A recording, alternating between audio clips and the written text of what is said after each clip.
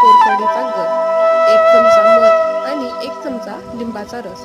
आता हा face pack कसा तयार करायचा ते आपण पाहूया. कृती: हे सर्व घटक एकत्र मिसळून हा फेस पॅक त्वचा थंड ठेवतो आणि टॅनिंग कमी करतो. आता पाहूया दुसरा फेस पॅक. हा आहे दही आणि बेसनचा फेस पॅक. साहित्य: यासाठी 2 चमचे दही, 1 चमचा बेसन पीठ आणि चिमूटभर हळद. हा फेस पॅक कसा तयार करायचा? कृती: सर्व मिश्रण एकत्र करून चेहऱ्यावर लावा. त्यानंतर 15 मिनिटांनी कोमट पाण्याने चेहरा स्वच्छ धुवा आणि हा फेस पॅक काढून टाका.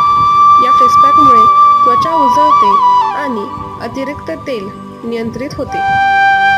आता यानंतर पाहूया तिसरा फेस पॅक, जो आहे काकडी आणि गुलाब पाणी यांचा फेस पॅक. यासाठी लागणारे